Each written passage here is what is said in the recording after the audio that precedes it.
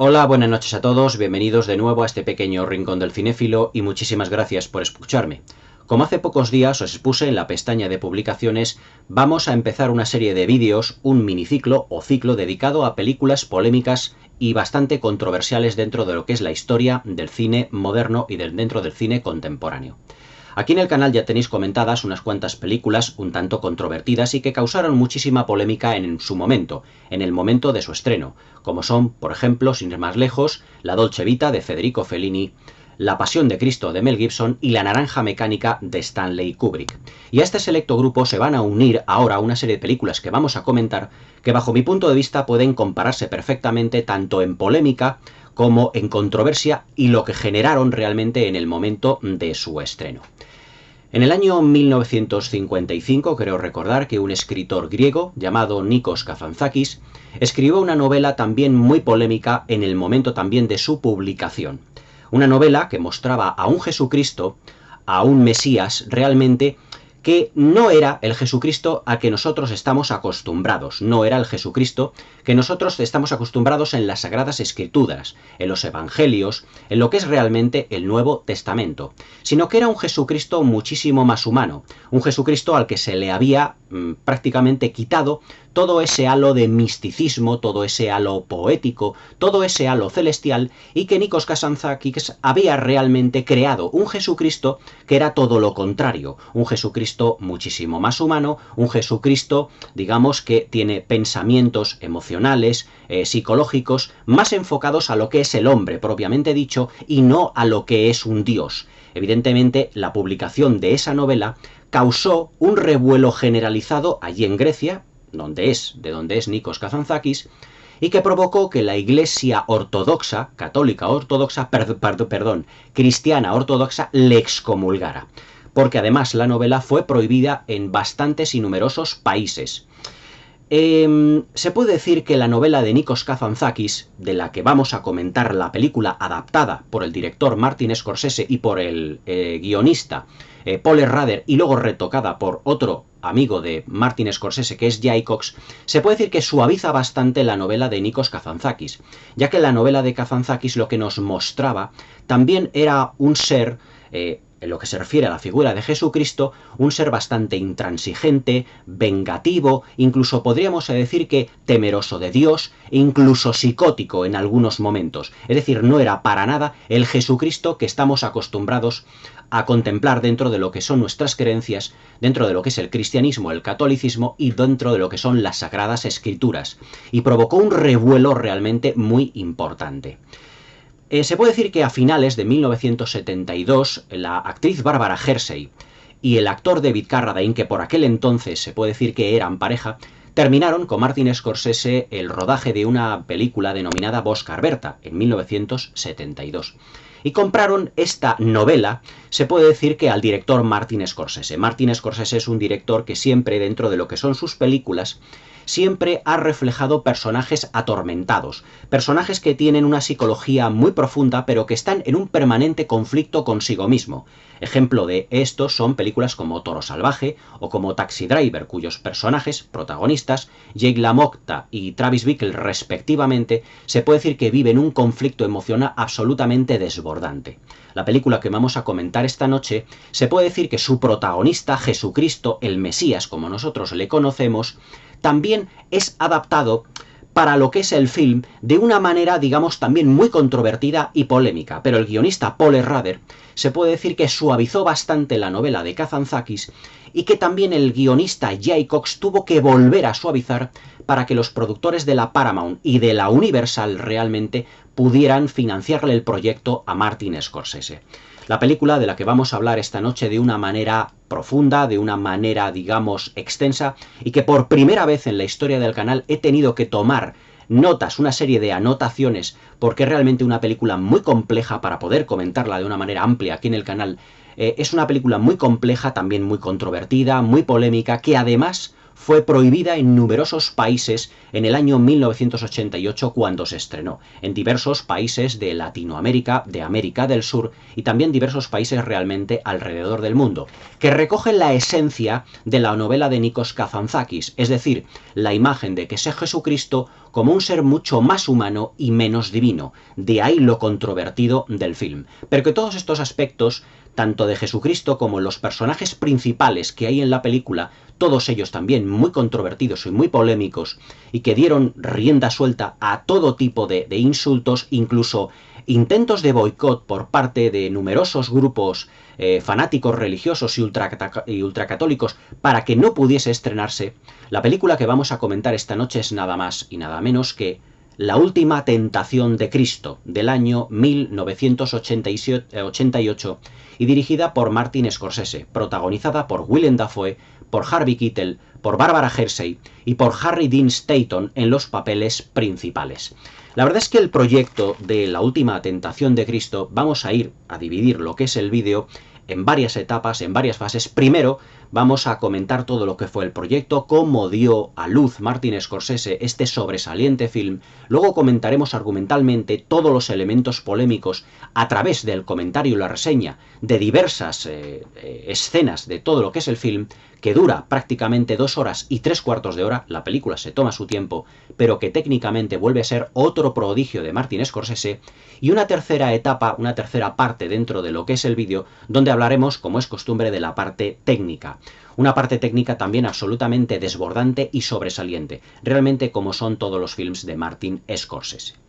Martin Scorsese desde un principio, cuando ya os digo que en 1972 Barbara Hershey y David Carradine, que era entonces pareja cinematográfica, ya no solo cinematográfica, sino real, mejor dicho, real en la vida real, le compraron el libro La última tentación de Cristo a Martin Scorsese. Martin Scorsese siempre se había considerado como un hombre muy cristiano, muy católico, y que le interesó profundamente la novela de Kazantzakis. Además es que le gustó tantísimo que estuvo leyéndola durante casi 10 años. 10 años, y vosotros diréis, ¿es que tardó tanto tiempo? No, es que Martin Scorsese le iba gustando tanto la novela de Kazantzakis que en esos 10 años no quería que terminase y que volvía constantemente a leer y releer capítulos anteriores de la novela para poder empaparse bien del personaje de Jesucristo. Para Martin Scorsese realmente, pues ser católico, la figura de Jesucristo, lo que era la crucifixión, todo lo que había supuesto la figura de Jesucristo como el Mesías, como el Hijo de Dios, había tenido un profundo impacto dentro de lo que era su vida. Su familia era católica, él también es católico, y todo lo que era el referente a las Sagradas Escrituras, al Nuevo Testamento, a los Evangelios, siempre le había fascinado. Y siempre quería haber llevado a la pantalla como cineasta la vida de Jesucristo. Tengo que deciros que los comentarios que voy a hacer respecto de la figura de ese Jesucristo corresponden a la figura de Cristo, pero dentro de la película, no a lo que se refieren las Sagradas Escrituras. Seguramente muchos de vosotros, no lo sé, comentaréis aquí en el canal, me comentaréis en el vídeo, es que eso no es lo que dicen las Sagradas Escrituras, no es lo que dicen los Evangelios, es que La última tentación de Cristo como novela y La última tentación de Cristo como película toma los Evangelios como raíz y como, digamos, como trampolín para luego llegar a sus fines. Me explico.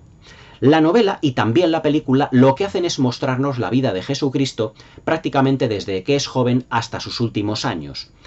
Se puede decir que sigue realmente lo que son, digamos, los esquemas principales de lo que es la vida de Jesucristo. Jesucristo, digamos, como carpintero, la relación que tiene con María Magdalena, lo que es la creación de su comunidad, de decir lo que son los apóstoles, el viaje de Jesucristo para ir al desierto donde fue tentado por Satanás, lo que es la incursión de Jesucristo y los apóstoles en el templo y la destrucción no del mismo templo, sino que la destrucción de todos esos elementos, digamos, económicos que están haciendo muchos mercaderes en el templo y que Jesucristo no cree conveniente, porque el templo es para él un lugar sagrado para poder rezar y no para crear comercio, lo que es la crucifixión del mismo. Es decir, todos esos elementos van a estar presentes en el comentario y en la película.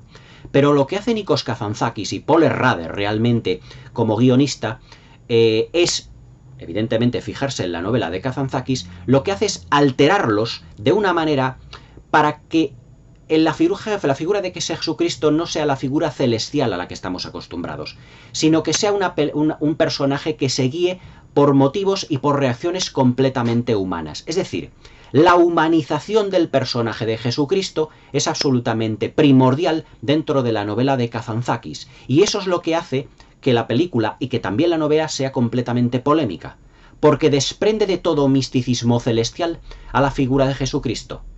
Muchas de las películas en las que Martin Scorsese había visto de joven, como habían sido Rey de Reyes, de Nicolas Ray en 1961, en la que la figura de Jesucristo está interpretada por Jeffrey Hunter, o La historia más grande jamás contada, de George Stevens del 65, donde el papel de Jesucristo lo hace Max von Sydow, habían sido las típicas superproducciones épicas que Scorsese había visto de joven. Pero Scorsese realmente quería alejarse de esa figura del Jesucristo épico, del Jesucristo celestial, del Jesucristo Mesías, y tan sumamente frío y distante en algunos momentos. Es decir, Martin Scorsese no quería mostrarnos dentro de su adaptación de La última tentación de Cristo como ese Jesucristo celestial. Es decir, no quería mostrarnos esa belleza poética dentro de una superproducción hecha al viejo estilo de los grandes estudios de Hollywood, sino que lo que Martin Scorsese quería darnos era una visión más íntima, más personal del personaje de Jesucristo y acompañado de una puesta en escena también más escueta. Es decir, no que quería dar, digamos, la ambientación de superproducción, sino una película como más de autor. Realmente Martin Scorsese se fijó mucho en la película El Evangelio según San Mateo, dirigida por Pier Paolo Pasolini. Quería dar esa figura de Jesucristo un poco más cercano, para que el público pudiese identificarse con la figura de Jesucristo tal y como él lo había hecho al leer la novela de Kazantzakis. Desde un primer momento, Martin Scorsese le expuso el proyecto realmente a los productores de la Paramount. Y estos pues quedaron, digamos, contentos o medio contentos con la adaptación de Paul Schrader, pero digamos que a la hora de llevar a cabo el proyecto, en el último momento se echaron para atrás. Porque fue tanta la controversia que la preproducción de la película de Scorsese generó en movimientos fanáticos religiosos y ultracatólicos que digamos que los productores de la Paramount no la tenían todas consigo. Es más, Jeffrey Katzenberg, que era uno de los productores de la Paramount en ese momento, se echó para atrás ante Martin Scorsese alegando que no quería que muchos de los cines que dependían de la productora fueran realmente incluso quemados por fanáticos religiosos. Es decir, no quería tampoco que la película fuera también un fracaso comercial. Claro, ante toda esta diatriba, pues Martin Scorsese tuvo que volver a reinventar, por así decirlo, las negociaciones con la Paramount y también incluso con la Universal. Porque así la película, siendo una coproducción entre ambas productoras, entre ambas majors de Hollywood, pues el coste se reduciría por parte de las mismas y ante las eminentes, que realmente la película no fue un fracaso de taquilla, fue un gran éxito de taquilla y también tanto de crítica como de público, un éxito que no se lo esperó para nada Martin Scorsese y también ambas productoras, pues así digamos que se cubrían más las espaldas tanto la Paramount como la Universal. Cuando la Universal entró dentro de lo que fue el proyecto de La última tentación de Cristo, expuso como condición que el guión de Paul Schrader, que había sido también, que había adaptado la novela de Kazantzakis, fuera un tanto también suavizado, ya que el guión de Paul Schrader, es decir, la adaptación de la novela de Kazantzakis por parte de Paul Schrader, realmente también contenía secuencias muy duras, como Jesucristo que llega incluso a las manos con los apóstoles, llega a pegarlos, y tenía bastantes escenas de sexo de Jesucristo con María Magdalena. Los productores de la Universal no vieron conveniente que todo esto fuese, digamos, o que se les escapara completamente de las manos. Y le dijeron a Martin Scorsese que tenía que suavizar todavía más el guión. Martin Scorsese tiró de uno de sus más grandes amigos, que fue el guionista y también escritor Jay Cox. Junto con Martin Scorsese escribirían en el año 92 la adaptación de la novela de Edith Wharton que fue La edad de la inocencia, mi película favorita. y que Jaycock se encargase, en la última tentación de Cristo, de poder suavizar, de volver a suavizar lo que era el guión escrito por Paul Schrader, que a su vez también estaba suavizando ya bastante la novela de Kazantzakis. Incluso la película, si tenéis la oportunidad de verla, tiene muchos momentos controvertidos y muy polémicos, pues ese fue el resultado de bastantes grados de pulimento para suavizar bastante el contenido de la novela de Kazantzakis. Os podéis imaginar cómo era la novela de Kazantzakis sin todos estos grados de pulimento que tanto Paul Schrader como Jaycock le dieron a esa pátina al guión definitivo para que Martin Scorsese pudiera rodarla debido a las exigencias de la Paramount y la Universal. Martin Scorsese, si permitís el inciso, siempre ha sido un director que realmente pues ha renegado de los grandes estudios porque no le han dado una libertad totalmente creativa. Si Martin Scorsese hubiese tenido su propia productora, estoy seguro que esta película, ya controvertida, como ahora vamos a comentar todas las secuencias controvertidas y polémicas, imaginaros si llega a ser todavía más polémica. Seguramente estaríamos ante una de las películas más controversiales de la historia del cine, sin lugar a dudas, aunque se puede decir que ya lo es de por sí. Tengo que decir que Paul Schrader, en el momento de escribir el guión, se le había fallecido su madre. Y el carácter emocional que Paul Schrader le dio realmente al guión, a la adaptación de la novela de Kazantzakis, fue absolutamente bestial. A mí me gustaría alguna vez que Martin Scorsese se animara a sacar una versión del director de La última tentación de Cristo. No sé si en la sala de montaje se quedaron realmente secuencias que fueran más duras, pero yo estoy seguro que Martin Scorsese, que es un director que está dado a crear grandes superproducciones en lo que se refiere ya no a presupuesto, sino en longitud, lo que es el running time de las películas, nos ofreciese un director's cut de La última tentación de Cristo. No sé si existe realmente, pero yo creo que Martin Scorsese se quedó con las ganas de hacer una película más potente y más visceral, y no tanto en base a las exigencias de la Paramount y de la Universal para poder filmarlas. El lugar de rodaje de La última tentación de Cristo en un principio iban a ser Marruecos e Israel. Lo que ocurre es que Israel, para el viaje a Israel se le disparaba el presupuesto bastante, tanto a la Paramount y a la Universal, y decidieron trasladarlo el rodaje única y exclusivamente a Marruecos para que la mano de obra fue bastante más barata. Aún así, el trabajo de fotografía, de puesta en escena, de exteriores, es absolutamente extraordinario, como luego comentaremos dentro de lo que es la parte técnica. Pero quedaros con que Martin Scorsese desde un principio estuvo en conversaciones incluso con el gobierno israelí para poder construir allí los decorados de varias de las secuencias de esta película, y que por lo tanto realmente pudieran darle esa sensación como más de realismo a todo lo que el proyecto de Scorsese exigía. Vamos a empezar a enfocar la película desde el punto de vista argumental y vamos a ir desarrollando el punto de vista polémico, describiendo muchas de las secuencias de lo que es el film, y que ya os digo, vamos a hacer una descripción, o voy a hacer una descripción de la figura de Jesucristo en base al guión de la película de Scorsese y no en base a lo que son las Sagradas Escrituras. Y que vais a ir viendo a lo largo de todo lo que es el comentario y la reseña de la película y del argumento de la misma, cómo varía respecto a lo que es el Nuevo Testamento y a lo que son, digamos, los Evangelios, la vida de Jesucristo. Desde un primer momento, argumentalmente hablando, se nos expone que Jesucristo trabaja como carpintero. Es decir, esto es algo que ya sabemos realmente de lo que es la vida de Jesucristo y que nos dicen los Evangelios. Pero la primera secuencia de la película ya es la primera en la frente, ya que Jesucristo se encarga de fabricar en madera, de tallar en madera, las cruces donde van a ser sacrificados o donde van a ser ajusticiados, digamos, hermanos suyos israelitas, es decir, gente de su propio pueblo, y su propio pueblo se rebelará contra Jesucristo y empezará a tenerle como un traidor realmente, porque él talla las cruces donde sus hermanos o donde los israelitas van a ser ajusticiados por el pueblo romano. Y veremos en una secuencia como incluso el personaje Harvey Keitel, que interpreta a Judas Tadeo, es Willem Dafoe, el personaje que interpreta a Jesucristo, será el encargado de incluso de pisotear en la primera secuencia de la película, ya empezamos fuerte, el trabajo de Jesucristo y le llamará traidor. Le dirá, eres un completo y absoluto traidor, porque estás tallando, estás fabricando aquellas cruces en las que tus hermanos realmente son ajusticiados y son asesinados por parte de los romanos. Pero Jesucristo en ese sentido se queda completamente callado porque realmente él es su trabajo y él no tiene por qué estar decidiendo para lo que van a ser esas cruces utilizadas.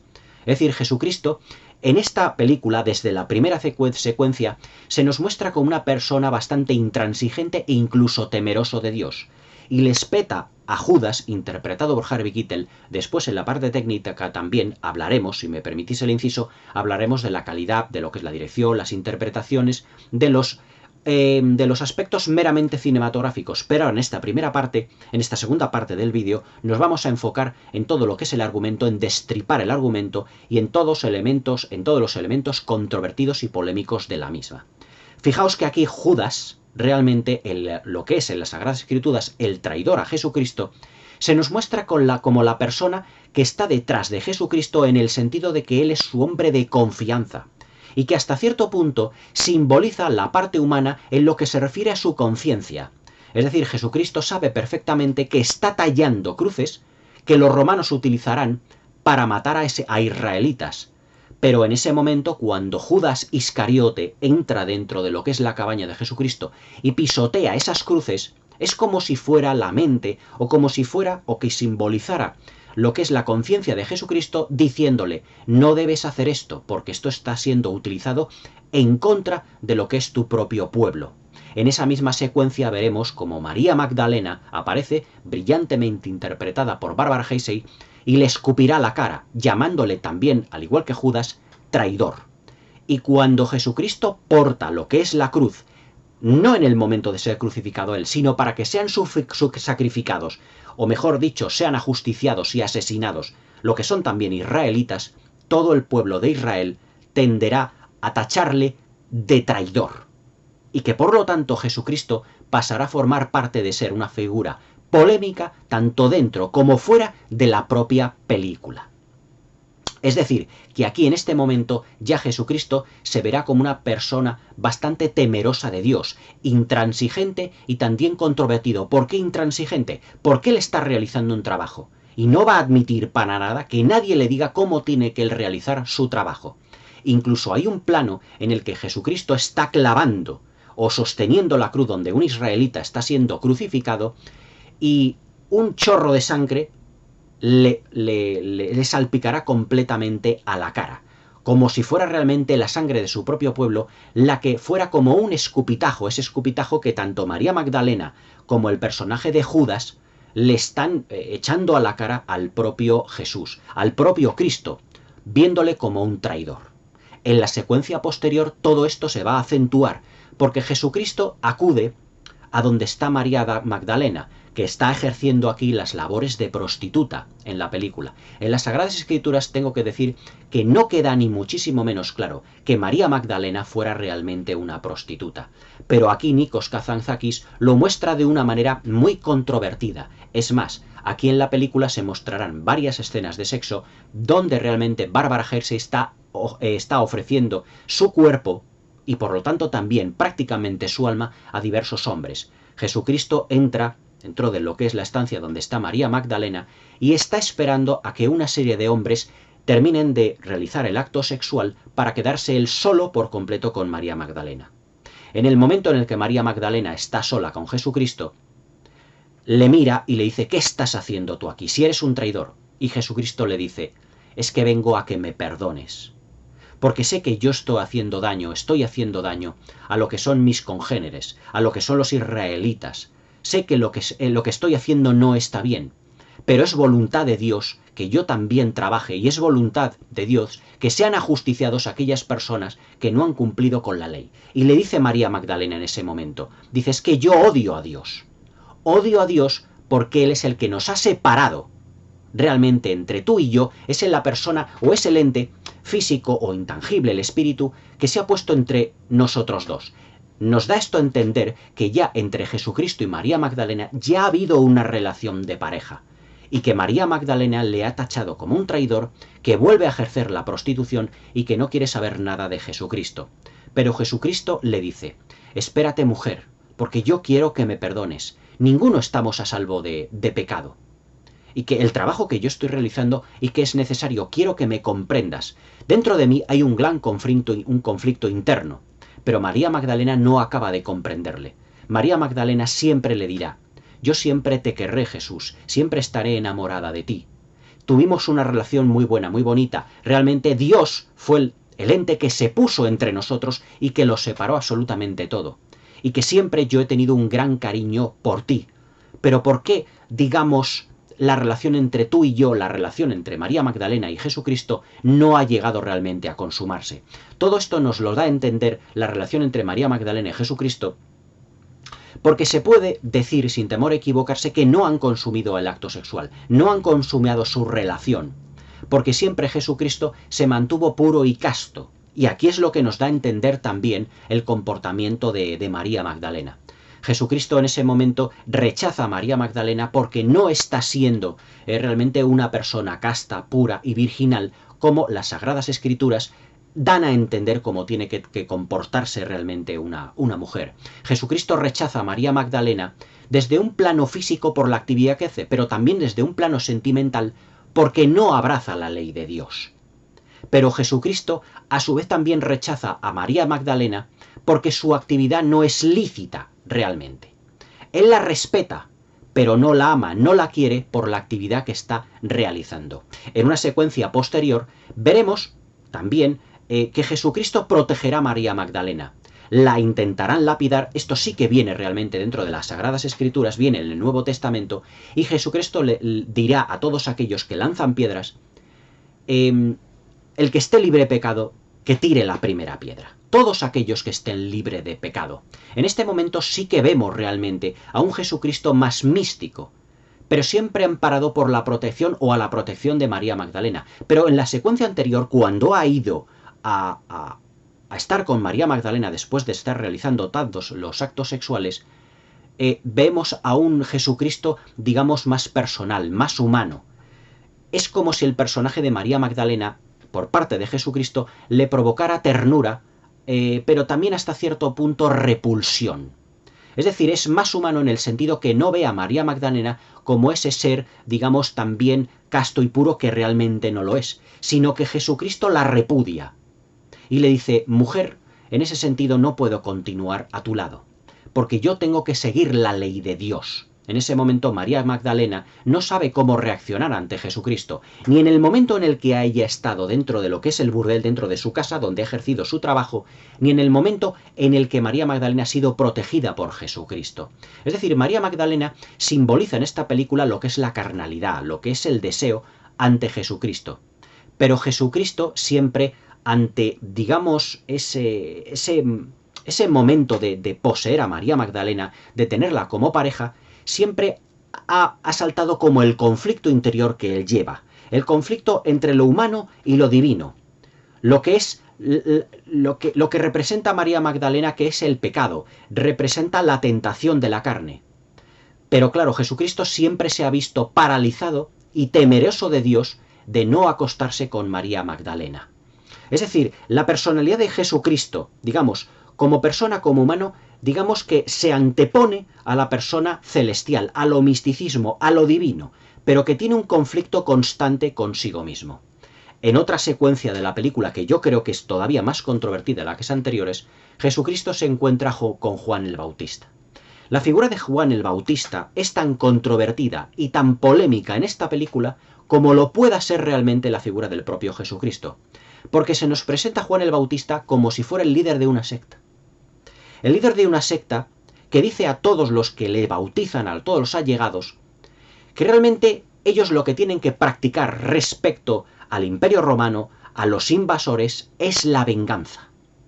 Pero claro, Jesucristo, completamente exaltado, se dirige a Juan el Bautista y le dice: ¿por qué crees tú que el camino del Señor, el camino de Dios, es la venganza? A lo que le espeta Juan el Bautista: ¿y por qué no? ¿Por qué no? A lo que le suele decir, a lo que le dice en ese momento Jesucristo: tienes que demostrarme por qué el camino de la venganza realmente es el más adecuado para todas aquellas personas a las que tú estás bautizando. El camino de Dios no es la venganza, es la misericordia. Desde el punto de vista humano, Jesucristo trata de entender a Juan el Bautista, decirle por qué, o de que se explique el por qué la venganza tiene que ser realmente el camino del Señor. Y lo que Juan el Bautista no le da una respuesta coherente, le dice ¿y por qué no? ¿Qué es lo que tiene de mal la venganza? ¿Qué es lo que tiene de malo la venganza? Todo lo que nos enseña Jesucristo y Dios realmente en los evangelios, en las Sagradas Escrituras, es que todo tiene que ser amor, misericordia, fe y creencia. Pero aquí, en la película, como Jesucristo es un ser más terrenal y más humano que celestial, empieza a dudar. Y dice, es que yo no puedo decirte, le dice a Juan el Bautista, es que yo no puedo decirte por qué sí o por qué no. No te puedo justificar sí o no lo que es esa venganza. Pero te puedo decir que Jesús, mejor dicho, que Dios es amor, que Dios realmente es fe y es misericordia, pero no es venganza, no es realmente la destrucción de nuestros congéneres. Cuando Él se reúne, cuando Jesucristo se reúne con lo que son ya casi sus apóstoles, les dice, aquellos que sean pobres serán los que sean, digamos, los grandes reyes del reino de los cielos. Y el rico sufrirá, pero el pobre será vanagloriado en el reino de los cielos. Y en ese momento, algunos de esos personas de los que van a salir sus apóstoles posteriormente dirá, muerte a los ricos. Y Jesús dirá, no, por favor, no es muerte lo que estoy yo promulgando, sino que realmente es amor y misericordia. Pero fijaos cómo la personalidad de Jesucristo va a variar por completo. Cuando Jesucristo se va al desierto y cuando es tentado por Satanás, posteriormente, después de esas tentaciones en las que él sufre realmente, porque la interpretación de Willem Dafoe así nos lo dice, es la interpretación de un hombre, y en su mirada se expone, un hombre que vive con miedo, un hombre que vive temeroso de Dios, un hombre que vive sufriendo constantemente. Cuando termina de ser tentado por Satanás, él realmente se echa a llorar profundamente. Se echa a llorar porque él sabe que siendo el Mesías, su objetivo final será la crucifixión, el sacrificio. Y a cada milagro que realiza, va viendo cada vez más cerca esa crucifixión, esa muerte, para poder, depurar el mundo de los pecados. Y eso es lo que realmente teme. Teme a Satanás, teme a las tentaciones, porque este Jesucristo tiene debilidades de ser humano. No es un Jesucristo místico y celestial, es un Jesucristo más humano. Y con esas tentaciones él va sufriendo. La tentación, por ejemplo, cuando él está tumbado y de repente del suelo sale una cobra. Y con la voz de María Magdalena le dice, mira mis pechos, mira mi cuerpo. ¿No te gustan? Yo puedo llevarte al éxtasis, porque María Magdalena representa y simboliza, como antes os he dicho, lo que es la carne, lo que es el deseo.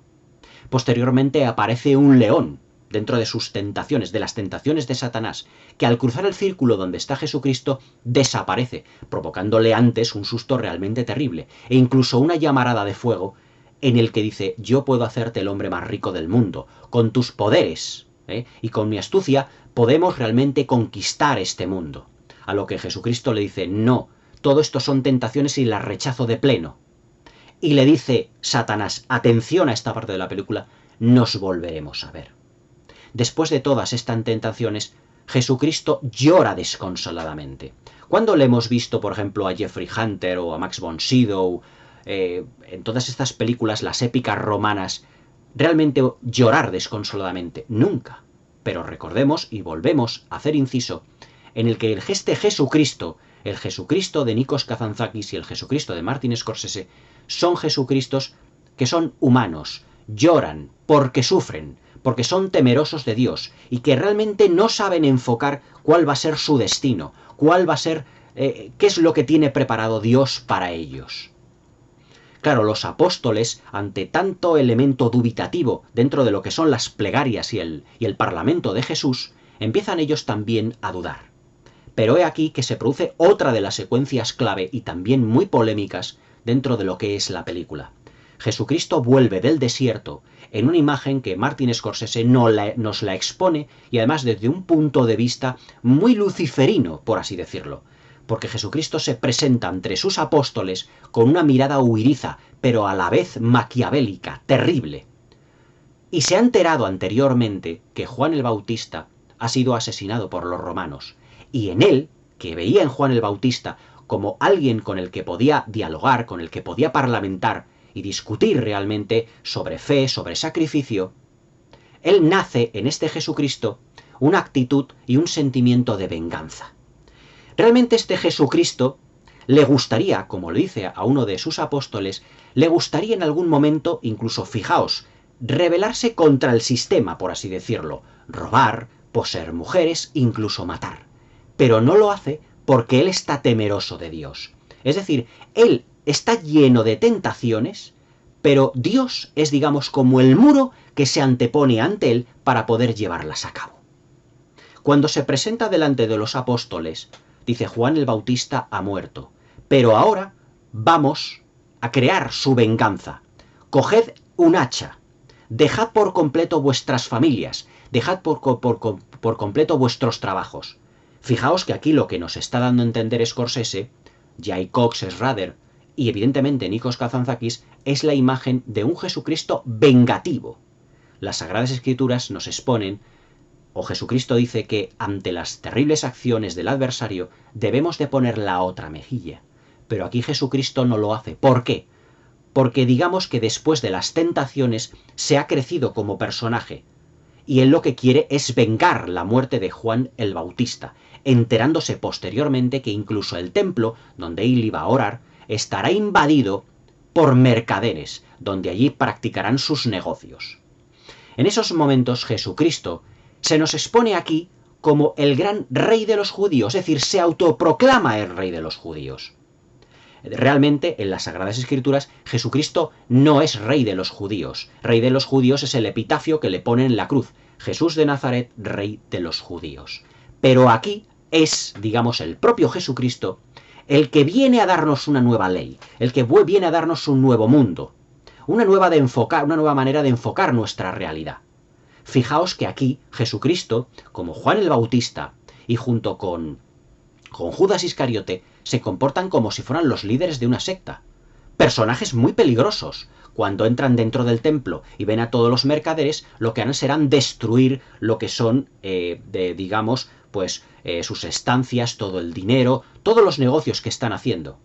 Según las Sagradas Escrituras, cuando Jesucristo entró en el templo, también destruyó todo lo que a los mercaderes se refiere. Es decir, todo ese negocio, porque dijo que un lugar sagrado es lugar de oración, pero no es un lugar para mercadear, ni muchísimo menos.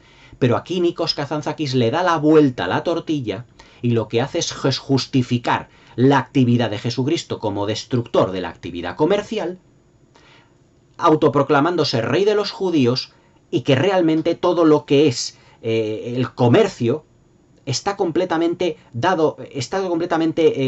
¿cómo os lo diría yo? Está completamente de más, porque él lo que viene es a promulgarnos el amor. Pero fijaos que vuelve a estar Jesucristo temeroso de Dios. Cuando él llega, junto con los apóstoles, sentado en el burro, y pasando a través del templo, y posteriormente destruyendo toda la actividad mercantil que hay allí, se sube al lado de una estatua romana, y es incapaz de justificar toda esa destrucción. Muchos de los mercaderes que están allí, incluso los israelitas, Caifás, le dice: ¿quién eres tú realmente? ¿Quién eres tú para poder destruir todo esto y para proclamarte rey de los judíos? A lo que Jesucristo le dice, como si fuera auténticamente el líder de una secta: yo vengo aquí a poseeros a todos vosotros, pero con una nueva ley que mis apóstoles y yo vamos a promulgar, una nueva ley basada en la fe, en el sacrificio y en el amor. A lo que Caifás le dice: muy bien, eso es la ley de Dios, la ley de Moisés, pero ¿quién eres tú para destruir todo lo que son la actividad mercantil de todo este templo? Y claro, Jesucristo le dice: es que este sitio no está realmente para hacer lo que son actividades comerciales. Pero es incapaz de justificarle a Caifás, o espetarle, o justificarle lo que es la nueva ley de Dios, porque en ese momento Jesucristo se vuelve a ver impotente, se vuelve a ver que no puede justificar esa ley de Dios, porque él está en permanente conflicto con Dios. Él está temeroso de él y no sabe hasta qué punto le puede representar. Evidentemente, en una secuencia posterior, fijaos cómo vuelve a dar Nikos Kazantzakis la vuelta al Nuevo Testamento. Judas Iscariote, que hasta entonces había sido su hombre de confianza, le dice: Jesús, yo estaré contigo siempre y siempre te amaré. Y eso que al principio de la película le dice, cuando destruyó, en la secuencia que he comentado en minutos anteriores del vídeo, cuando destroza lo que son las cruces que talla Jesucristo, yo estaré contigo, pero como te salgas, digamos, del renglón de lo que me estás contando, te mataré. Es decir, no se quiere sentir traicionado. Pero cuando Judas Iscariote y Jesucristo se quedan a solas, le dije a Jesucristo: Dios ha hablado conmigo y sé que yo tengo que morir en la cruz. Yo tengo que morir en la cruz, pero necesito a alguien que me traicione. Y ese que me traicionará serás tú. A lo que Judas Iscariote, Harvey Keitel, se echará a llorar y le dirá: no, es que yo soy incapaz de poder traicionarte, yo he estado contigo, yo te amo, todo lo que hemos promulgado, incluso los apóstoles, el grupo, la comunidad que hemos creado tú y yo juntos. Dice: sí, pero yo tengo que morir en la cruz para salvar al mundo de sus pecados. Y serás tú el que me venda realmente a lo que son los romanos. Es decir, en las Sagradas Escrituras es Judas Iscariote el que, sabiéndolo Jesús, pero Jesús no pidiéndoselo a Judas, será Judas quien le traicione. Aquí es Jesús el que pide a Judas que le traicione. Es decir, se da la vuelta a la tortilla para justificar la traición de Judas. Y Judas nuevamente llevará a los romanos al huerto de Gesemaní, atraparán a Jesucristo y lo llevarán ante Poncio Pilatos. Un Poncio Pilatos que en esta película está interpretado, con un breve cameo, por David Bowie. Un David Bowie un tanto, vamos a decirlo, irreconocible, pero que la labor de David Bowie en esta película se puede decir que se reduce casi a la mínima expresión. Es muy poquito lo que sale. En la secuencia posterior, nuevamente Jesucristo, y esto ya sí está sacado totalmente de las Sagradas Escrituras del Nuevo Testamento, será crucificado en la cruz. Será crucificado, y claro, en ese momento, fijaos, una niña se le acercará. Una niña con un rostro completamente angelical. Y aprovechándose de la debilidad de Jesucristo como hombre, no como divinidad, le dirá: basta ya de sacrificio, basta ya de dolor. Yo vengo en nombre de Dios. Y en nombre de Dios baja de la cruz, porque ya has sufrido bastante. A lo que Jesucristo le dice: ¿es que mi padre ya no confía en mí? ¿Es que yo no soy realmente el Mesías? A lo que esa niña le dice: no. No eres el auténtico Mesías. Has estado temeroso de Dios toda tu vida. Has intentado promulgar la palabra de Dios. Has tenido dudas, has tenido tentaciones. Te has visto como una persona hasta cierto punto intransigente, con cambios de humor. Un personaje muy incluso psicótico en algunos momentos. Pero tú no eres el Hijo de Dios. Baja, porque Dios te va a regalar ya una vida terrenal. Basta ya de sacrificio. A lo que Jesucristo, en ese momento Willem Dafoe, exhala, digamos, un suspiro como de tranquilidad. ¿Por qué? Porque para Jesucristo, para este Jesucristo de la última tentación de Cristo, ser el Hijo de Dios es una carga. Porque él está temeroso de Dios. No sabe, a lo largo de toda la película, si va a ser capaz de transmitir los conocimientos, o mejor dicho, las enseñanzas de su Padre. No sabe si lo va a hacer bien, no sabe si el camino del bien o el camino del amor o el camino del sacrificio o de la fe o incluso de la venganza que le enseñó que le enseñó Juan el Bautista es lo correcto. Es un mar de dudas, es un hombre altamente dubitativo. Y entonces cuando esa niña le dice: baja de la cruz porque tú no eres el Mesías, él respira. Respira con una gran tranquilidad. Vuelve a vivir una vida de hombre. Cásate, forma una familia, no hay nada de malo en ello. Y entonces se van a crear unas bodas. En teoría tenían que ser las bodas de Canaán, pero yo no me atrevo a decir esto porque ya sería meterme ya en otros berenjenales. Y esa niña le lleva de la mano a Cristo, donde está María Magdalena, Bárbara Hershey. Bárbara Hershey se meterán en una cabañita y además en un lugar completamente idílico. Fijaos que todo el lugar donde están metidos María Magdalena y Jesucristo es una cabaña hecha de piedra, no de adobe, y además todo rodeado de verde, como de césped. Y todo esto nos va dando pistas de que esa niña realmente no es lo que no creemos nosotros que es. Cuando Jesucristo y María Magdalena están dentro de la cabaña, María Magdalena le cura sus heridas y hacen el amor. Resultado de ello, María Magdalena quedará embarazada, pero María Magdalena fallecerá. Se la llevará, no sabemos si Satanás o Jesucristo, mejor dicho, o Dios. Y cuando Jesucristo se entera de la muerte de María Magdalena, fijaos lo que ocurre. Le dice la niña: todas las mujeres son María Magdalena, Jesús. Todas las mujeres, con diferentes nombres, diferentes rostros y diferentes cuerpos. Pero todas son María Magdalena. Ve, por ejemplo, con Marta, aquella mujer que te dio cobijo cuando viniste de estar en el desierto con las tentaciones de Satanás. Y se casará con Marta y tendrá hijos con Marta. Posteriormente, cuando en una secuencia Marta no estará, perdón, ¿es Marta o es María? Sí, creo que es Marta. Aparecerá otra mujer acompañando a Marta y le dirá: Jesús, entra dentro de la cabaña porque aquí hace demasiado calor. Es como les estuviera tentando los placeres de la carne. Y la niña le dice a Jesús: ve con ella, Jesús. ¿Por qué? Porque todas las mujeres son María Magdalena. Es como si le tentaran los placeres de la carne a Jesús para que se acostase con diversas mujeres, engañando a Jesús diciéndole que son todas realmente María Magdalena. Jesús tendrá a lo largo de su vida una vida completamente terrenal, tendrá hijos, pero al final casi de su vida se encontrará con el personaje de Pablo, con Saulo de Tarso, interpretado por Harry Dean Stanton. Y Harry Dean Stanton, Pablo, dirá a un grupo allí de personas: yo vi morir a Jesús en la cruz, y al tercer día resucitó, y quedó con nosotros, y estuvo con nosotros, y él era el Hijo de Dios. A lo que Jesús se acerca a él y dice: estás mintiendo, porque yo no era el Hijo de Dios. No lo soy realmente. No mientas a la gente. A lo que Pablo, Saulo de Tarso, le dice: tienes que tener en cuenta, y esto yo creo que es una gran verdad, me gustaría leer este párrafo de la novela dentro de lo que es la novela de Nikos Kazantzakis. La gente necesita fe, necesita creer en algo, necesita agarrarse a algo en su vida. Tú realmente, fueses o no el Hijo de Dios, les diste fe, les diste ánimos y les diste algo con lo que creer. Yo no puedo destruir esa creencia. La gente en el mundo necesita algo con lo que vivir, una fe, algo a lo que agarrarse en los momentos malos y aciagos de su vida. La expresión que dice Dios mío, esto ya es un poco ya algo que yo hago de un comentario de motu propio. Es decir, las personas cuando estamos viviendo, pasando malos momentos, siempre tenemos que creer en algo.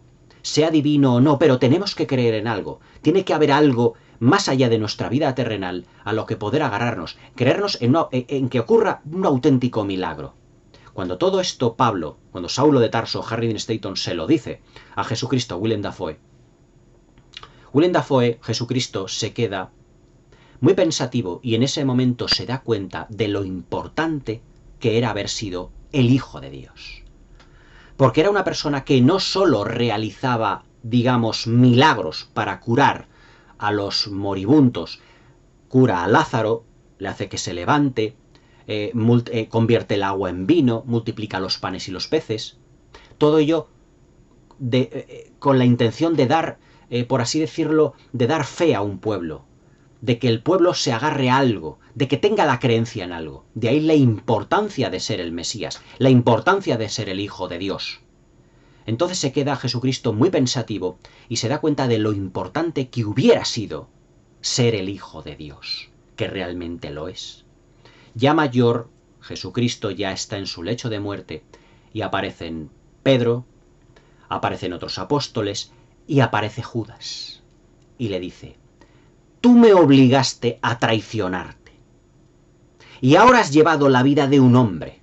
Nos engañaste, creíamos que eras el Mesías.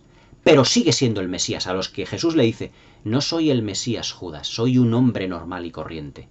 Este ángel, venido del cielo, me lo ha dicho. Y le dice: Judas, obsérvala bien. Y esa niña se convierte en la llamarada de fuego, que era Satanás, y le dice: te dije que nos volveríamos a encontrar.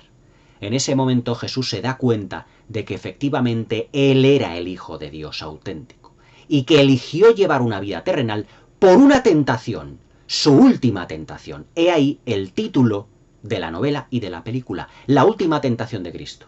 La última tentación de Cristo hace referencia a que Satanás, aprovechándose de la debilidad del propio Jesucristo, le hizo creer, en la novela evidentemente, le hizo creer que solo era un hombre, que no era el Hijo de Dios, para que llevase una vida terrenal y que renunciara a ser el Hijo de Dios, que renunciara a ser el Mesías.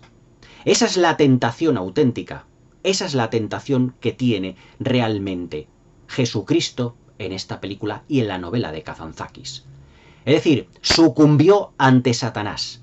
Hasta aquí, digamos que la película lo que nos hace ver es el triunfo del mal. Es el triunfo de la tentación, el triunfo de Satanás. Se lo dijo cuando estaba en el desierto: nos volveremos a encontrar. Y se ha aprovechado Satanás de todas las debilidades que ha ido teniendo Jesús a lo largo de la película, a lo largo de su vida. Temeroso de Dios, dubitativo, intransigente, arrogante, psicótico, todas esas debilidades como ser humano que ha tenido Jesucristo, Satanás se ha aprovechado de ellas para hacerle creer de que no era el Hijo de Dios. En ese momento Jesucristo, sabiendo que él era el Mesías, y ya viejo y enfermo, se va arrodillando y se va arrastrando hasta el Gólgota. Y vuelve y pide a Dios, a su Padre, que le devuelva a la cruz, para poder morir como el Hijo de Dios. Efectivamente, aquí es donde triunfará, en este caso, el bien, triunfará ese gran sacrificio que ha hecho Jesús a lo largo de toda su vida, incluso cayendo en sus tentaciones, y Dios le volverá a situar en la cruz, en teoría donde no tendría que haberse bajado y no tendría que haber sido tentado. Es decir, que Jesucristo no tendría que haber sucumbido a esa última tentación de Satanás. Es decir, la última tentación de Cristo lo que nos está indicando es un film, una novela, un relato de fe, de sacrificio y de redención. Un hombre creyéndose ser, digamos, el Hijo de Dios, pero que no lo tiene todo claro consigo, no sabe si tiene que promulgar la ley de Dios, no sabe si tiene que ser vengativo, si tiene que dar amor, realmente si tiene ¿cómo os lo diría yo? Si tiene que sucumbir ante los placeres de la carne, si tiene que sucumbir ante la tentación, si tiene que sucumbir ante la venganza, o que tiene que comportarse con amor, como dice las Sagradas Escrituras, poniendo la otra mejilla, y comportándose como un ser divino o como un ser humano. Es decir, la dualidad que existe en la personalidad de Jesucristo en esta película es, digamos, una dualidad que digamos que el Jesucristo humano se apodera del Jesucristo divino. Por eso la película causó tanta controversia. María Magdalena es vista como una prostituta que lo que hace es escupir en la cara de Jesucristo llamándole traidor. Judas Iscariote no es el traidor que vendió a su maestro, a su rabino, por unas cuantas monedas de oro, sino que en la película y en la novela de Kazantzakis, lo que hace Jesucristo es pedirle a Judas que le traicione directamente. Jesucristo es un ser vengativo, que no sabe realmente, una vez conocido a Juan el Bautista, si tiene que vengar su muerte o si tiene que poner la otra mejilla. Él es temeroso de Dios porque a cada milagro que hace, esos milagros le van acercando poco a poco a lo que será su sacrificio en la cruz, a lo que es su muerte, y que él no quiere morir. Él está temeroso de todo eso. Él quiere vivir como un ser humano, pero no morir en la cruz. Pero como es el Hijo de Dios, tendrá que morir en la cruz. Pero a su vez Satanás le tentará varias veces y se aprovechará de esa debilidad de ser humano para hacerle creer que efectivamente no es el Hijo de Dios. Pero la redención al final de la película cobrará vida porque Jesucristo, mejor dicho, Dios redimirá a su Hijo, así lo digo bien, a su Hijo, y por lo tanto morirá triunfalmente en la cruz. pero siempre llevándose a cabo la gran última tentación de Satanás, creyéndole un hombre, porque durante todo el metraje y toda la novela, Jesús es un personaje que se guía por sentimientos y por emociones, psíquicas y físicas, pero puramente humanas, y no divinas y celestiales, que es a lo que él aspira, pero a lo que prácticamente se puede decir que no llegará porque él está temeroso de Dios siempre. La última tentación de Cristo es una novela y una película, en este caso, como hemos reseñado, muy compleja, que tiene muchísimas aristas. Esta es mi interpretación de lo que es la película, la podéis ver, podéis sacarle muchísimo jugo, porque es una película que tiene una poliedría inalcanzable. Puede ser vista realmente desde diferentes puntos, valga la redundancia, diferentes puntos de vista. Se puede quedar uno con los retazos que tiene Jesucristo como ser humano, mejor dicho, como divinidad, a la que él aspira, pero que no termina de creerse. Puede quedarse uno con la parte humana, pero evidentemente este Jesucristo arrogante, que realmente cuando llega al templo y que no admite, digamos, que nadie esté mercadeando allí, sino que él es el poseedor de la verdad absoluta, intransigente, porque incluso se encara con aquellas personas que no creen en la fe que él promulga, psicótico, porque tiene una serie de vaivienes que él promulga la fe, pero luego cuando viene de enterarse en el desierto que Juan el Bautista ha muerto, él es vengativo. Es decir, es un rara avis de personaje que está en permanente conflicto. Para Martin Scorsese este proyecto le venía, se puede decir que como anillo al dedo. Porque como os he dicho al principio del vídeo, personajes como por ejemplo el Newland Archer de La idea de la inocencia, el Travis Bickle de Taxi Driver, el Jake LaMotta de Toro Salvaje, son personajes que tienen un conflicto interno muy fuerte. Un conflicto interno, por ejemplo el Jake LaMotta, que es un personaje que busca también redención. Es un personaje que no se fía de nadie, está en permanente conflicto consigo mismo y que al final de la película, acordaos, cuando Sugar Ray Robinson le está pegando una paliza tremenda y él sangrando por toda la cara, lo hace como redención a sus pecados. Y el personaje de Travis Bickle se puede decir que prácticamente lo mismo. El personaje de Travis Bickle al final de la película se redime a sí mismo, pero después de haber pasado también un calvario realmente terrible. Es como un Jesucristo montado, por así decirlo, en un taxi. Es un personaje que ha sufrido indeciblemente hasta el final de la película con ansias de protección al personaje de Jodie Foster, pero que prácticamente se puede decir que termina casi asesinado, casi muerto. Y al final de la película se redime a sí mismo. El personaje de Newland Archer en La edad de la inocencia igual.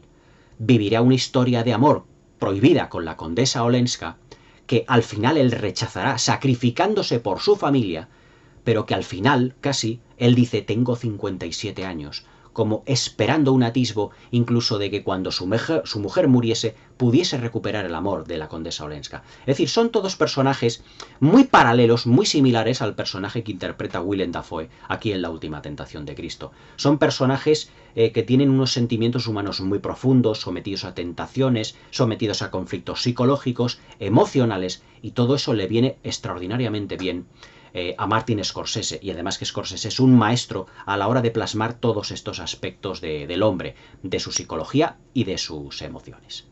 Dentro de lo que es la parte técnica, la película es otro prodigio. Si argumentalmente es muy densa, muy compleja, ya os digo que hasta ahora es la interpretación que yo hago, pero vosotros podéis tener la vuestra, incluso comparándola con la de las Sagradas Escrituras. La película técnicamente es otro de los grandes prodigios de Martin Scorsese. Como director, Martin Scorsese en esta película brilla por sí mismo. La dirección de actores es excelsa. Willem Dafoe realiza en esta película realmente uno de los personajes y una de las interpretaciones más profundas que yo he visto dentro de lo que es su dilatada carrera. Martin Scorsese se fijó en Willem Dafoe después de ver, si mal no recuerdo, Vivir y morir en Los Ángeles y también Calles de Fuego y Platoon, en la que estaba muy jovencito. Realmente Willem Dafoe en esta película tenía 31 o 32 años, prácticamente la edad de Jesucristo cuando falleció. Y se fijó en él porque era un actor, digamos como parecido a ser un actor del método, muy incisivo en su puesta en escena, muy intenso y sobre todo con una mirada que realmente Willem Dafoe está extraordinario, taladra a todo el mundo, a todos los espectadores. En esta película Willem Dafoe con una interpretación desgarradora, cuando se echa a llorar, la secuencia en la que después de ser tentado por Satanás se echa a llorar inconsolablemente en el desierto. Pero luego, por ejemplo, cambia mucho de registro cuando está en la cabaña junto a Marta y a María y les da las gracias por atenderle, comportándose como un personaje, pues digamos, muy afable, muy amistoso, pero que también cambia de registro en la secuencia posterior cuando se presenta delante de los apóstoles y una vez enterado de la muerte de Juan el Bautista, les espeta. No, es que esto no puede ser y nos vamos a dedicar al camino de la venganza, que es cuando le empiezan a sangrar las manos a Jesucristo en lo que son las palmas.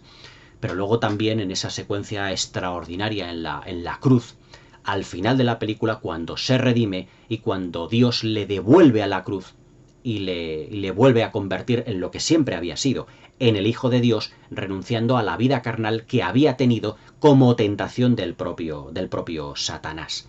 Cuando él, dentro de ese sufrimiento, sonríe y le dice, se ha cumplido, como diciendo, sí, efectivamente yo era el Hijo de Dios. La interpretación de Willem Dafoe realmente es digna de Oscar en esta película.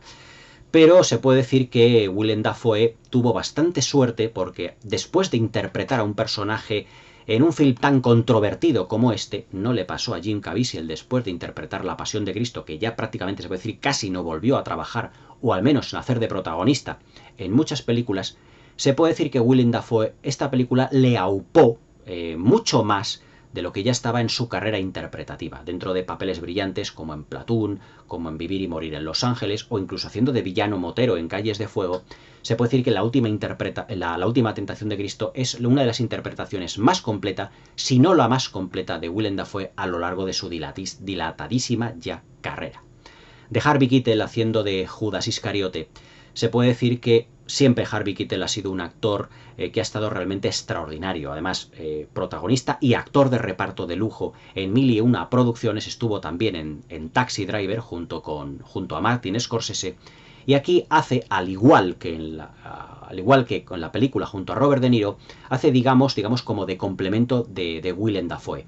Pero aquí Judas Iscariote, interpretado Harvey Keitel, como os he dicho al principio del vídeo, digamos que simboliza mucho más lo que es, ¿cómo os lo diría yo? Simboliza lo que es la conciencia de Jesucristo. Él le va diciendo, no debes hacer esto, no te voy a sujetar, maestro, porque te caes. Muchas de las veces le dice Jesucristo a Judas, dice, Judas, ayúdame, porque no sabe cómo salir del callejón sin salida donde se ha metido. Y Judas siempre está ahí para ayudar a su rabino, para ayudar a su maestro. Simboliza en ese momento lo que es la ayuda, lo que es también su conciencia, decir, maestro, creo que deberíamos hacer esto, maestro lo otro. Bárbara Hershey es una de las grandes actrices de reparto y también principales dentro de lo que fue el Hollywood de los 70 y de los 80. Muchos de nosotros la conocemos por haber interpretado papeles maravillosos, por ejemplo, en la película del 86, 2 años antes que esta, en Hannah y sus hermanas, de Woody Allen, donde hizo un papel extraordinario, y también en la película de terror parapsicológico El Ente. Bárbara Hershey siempre ha sido una actriz, yo creo que muy completa en todos sus registros. Os he dicho al principio del vídeo que en 1972 protagoniza junto a David Carradine una película de Scorsese que es Boxcar Bertha, El tren de Bertha, conocida por este título en otras latitudes, y que se puede decir que Bárbara Hershey, a partir de la colaboración que hace con Martin Scorsese, su carrera despega exponencialmente. A Bárbara Hershey la hemos visto en 1001 papeles tanto de cine como de televisión. Actualmente yo creo que Bárbara Hershey está casi retirada. No sé si hace poco la he visto en algunas películas de Insidious, ¿puede ser? Esto ya no lo tengo demasiado claro. Pero Bárbara Hershey siempre tuvo una presencia en pantalla muy magnética. Además que cuando le regaló la novela de Kazantzakis a Scorsese le dijo, oye, a lo mejor yo podría interpretar a María Magdalena. Y bueno, Scorsese dijo, bueno, se rió como diciendo, bueno, ya veremos a ver si esto incluso lo hago como proyecto. Ya os digo, como os he dicho al principio del vídeo, que fue un proyecto bastante difícil por parte de sacar a la luz, por parte de los grandes estudios, y por lo controvertido de lo que era la temática en sí misma. Pero fijaos que luego Martin Scorsese hizo audiciones a Bárbara Hershey para papel de María Magdalena y se terminó llevando el papel. Es más, Bárbara Hershey creo que fue nominada al Globo de Oro y al Oscar, ahora no me acuerdo si al Oscar, no estoy seguro, pero sí al Globo de Oro por su interpretación de María Magdalena en esta película, en La Última Tentación de Cristo, porque hace una presentación y una puesta en escena de su personaje muy contenida. Todo lo dice con la mirada y con la expresión. Es una interpretación poderosamente física la de María Magdalena, sobre todo cuando la secuencia en la que es lapidada, cómo se agarra a la pierna y a la cintura de Jesucristo, y cómo Jesucristo la va acariciando los pies, esos pies que están incluso tatuados. Es una María Magdalena, digamos, muy... no vamos a decir un tanto con un corte moderno, pero muy exótica en lo que es su puesta en escena y en lo que es su vestuario y en la manera de interpretar el personaje. Ya os digo, simbolizando la parte muy carnal. En la parte además de fotografía, Martin Scorsese volvió a contar con Michael Ballhaus, que es uno de los directores de fotografía fetiche de Scorsese, que luego también realizaría un extraordinario trabajo en La Edad de la Inocencia. Se puede decir que esta película tiene, a excepción de Paul Schrader, que es el guionista, pues prácticamente el mismo equipo técnico y artístico, mejor dicho, más técnico que artístico que luego en La Edad de la Inocencia. Jay Cox, el guionista y adaptador de La Edad de la Inocencia, junto con Martin Scorsese, fue el que suavizó el guión, como os he dicho al principio del vídeo, suavizó el guión de Paul Schrader. Lo que es la fotografía realmente es soberbia. Además es que Scorsese en esta película opta por unos tonos como anaranjados dentro de lo que es la puesta en escena del film, pero no vemos una dirección artística muy ampulosa.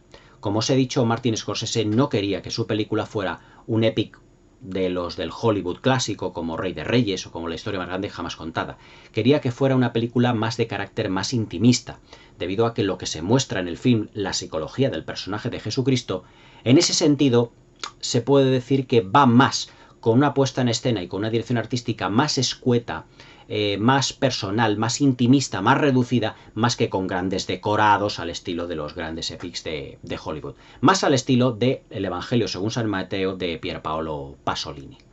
Y luego, como guinda a lo que es la película, tenemos la banda sonora extraordinaria de Peter Gabriel, que es que además mezcló, para lo que es la música, creo yo, como unos tonos o como unos ritmos entre griegos, turcos, del norte de África, armenios, podríamos decir, para una banda sonora completamente atmosférica, que es como muy minimalista, pero que acompaña a la perfección muchas de las secuencias de Jesucristo a lo largo de todo el film. Sobre todo ese zoom, ese primer plano, mejor dicho, ese zoom que realiza Scorsese para enfocar a Jesucristo dentro de lo que es el círculo cuando está en el desierto, acompañado de una banda sonora un tanto con tonos rockeros, incluso muy contundente, para prepararnos ante lo que iban a venir. Tentaciones que iban a ser un elemento cumbre dentro de lo que es el film y para entender perfectamente lo que es el final.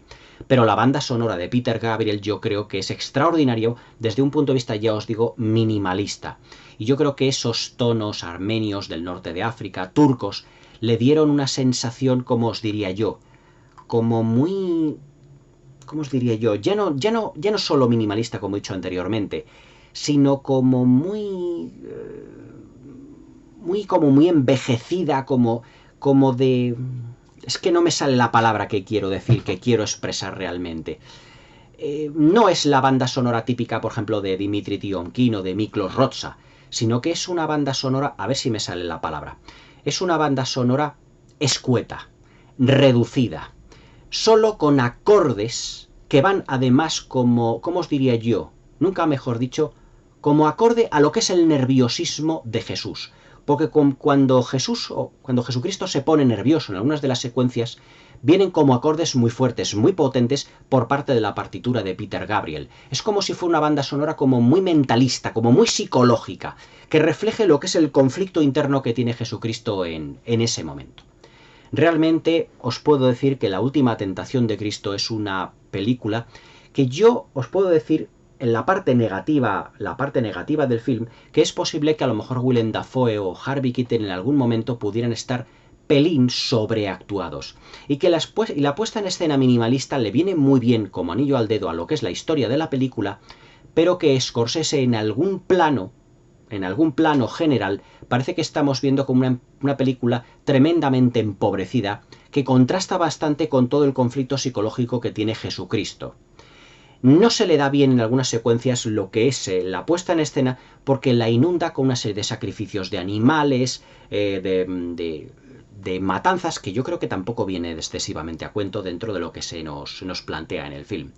Pero que a grandes rasgos se puede decir que La Última Tentación de Cristo Esta película, polémica donde las haya, se puede decir sin temor a equivocarse que es una de las grandes obras maestras de Martin Scorsese. Yo no la incluí, creo recordar que no la incluí entre las mejores películas en ese ranking que hice de Martin Scorsese, porque Martin Scorsese a lo largo de su vida, de su filmografía, ya en los años 90, da un paso de gigante en lo que se refiere a interpretación, a suavizar un poco el conflicto psicológico de sus personajes, un poco tosco en algunos de las primeras películas de su filmografía, y se redefine a sí mismo, a partir de uno de los nuestros, La Edad de la Inocencia, Casino y las últimas películas que hemos visto a un Martin Scorsese más refinado, más apaciguado y más elegante en lo que es la planificación.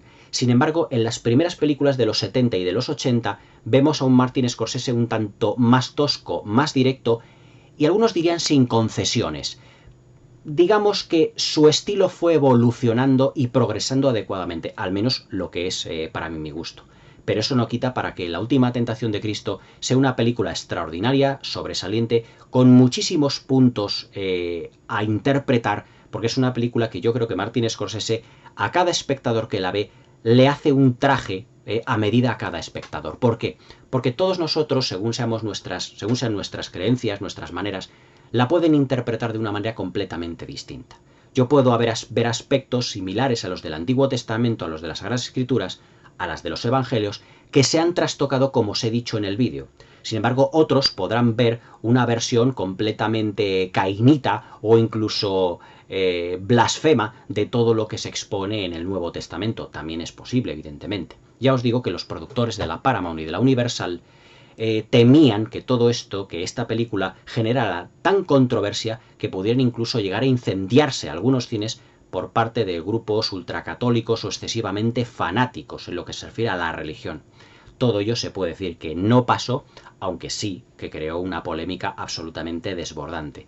Martin Scorsese, a raíz del estreno de la película, estuvo además dialogando, hablando con varios sacerdotes, varios estamentos religiosos y poniéndoles muy claramente que esto estaba basado en la novela, pero que no representaba una versión completamente adaptada o creyente de lo que eran las creencias, nunca mejor dicho, del propio Scorsese, sino que siempre había que verlo como producto y como vehículo meramente cinematográfico. Pero ya sabemos mucha gente cómo se toma en muchas ocasiones estos temas. Pero La Última Tentación de Cristo causó un revuelo realmente tremendo, tanto como novela como película, excomulgando la Iglesia Ortodoxa griega al propio Nikos Kazantzakis y todo el calvario que tuvo pasar como Jesucristo ante el Gólgota, todo el calvario que tuvo que pasar Martin Scorsese ante la Paramount y ante la Universal y a todas sus exigencias para que esta película pudiera realmente ver la luz. A mí me gustaría que Martin Scorsese algún día, a lo mejor no sé, ya os digo, con una versión del director, pero sí que pudiera editar, sacar a relucir cuál fue, digamos, la versión de Paul Schrader de todo lo que fue la adaptación de esta película, y que ya os digo que por exigencias de la Paramount y la Universal tuvo Jaycox que suavizar bastante.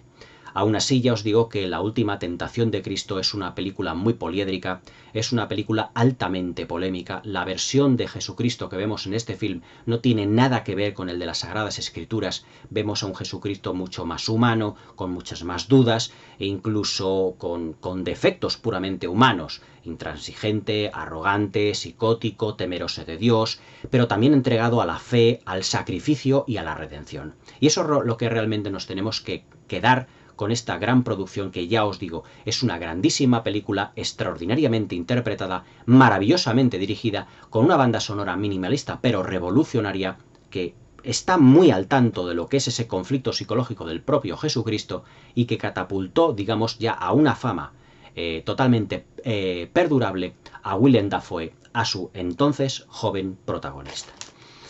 La Última Tentación de Cristo es una gran película. No me atrevería a decir que es una absoluta obra maestra, porque yo creo que hay elementos que se podrían, ya os digo, haber pulido, pero es una película polémica, controvertida, extraordinaria, pero a la vez sublime, magnífica, magistral, hecha además con un estilo tosco, sin concesiones, al que yo os digo le falta grado de pulimento respecto de los últimos trabajos de los últimos 20 años de Martin Scorsese, pero eso sí, es un grandísimo trabajo y una grandísima película. La Última Tentación de Cristo. Para mí, la voy a calificar con un 9. Ya os digo, no la doy un 10 porque alguna espinita ahí se podría ver, digamos, ambiguamente el guión, haber redefinido o haber pulido. Ya os digo que Jay Cox, por exigencias de la Paramount y de la Universal, tuvo que retocar la versión de Paul Schrader, que era mucho más contundente. Y a lo mejor en ese grado de pulimento hay algún aspecto que chirríe en algo. Pero también yo creo que Jay Cox también sufrió, incluso por su propia carrera, por también participar en el guión de esta película. Aunque tengo que decir una cosa, Jay Cox no está en los títulos de crédito. No figuró seguramente por miedo a la polémica. Tanto miedo como el propio Martin Scorsese. Espero que os haya gustado el vídeo, que me deis un like, que os suscribáis al canal y que le deis a la campanita para que no os perdáis ninguno de mis nuevos vídeos. Espero que tengáis una muy buena velada y hasta mañana.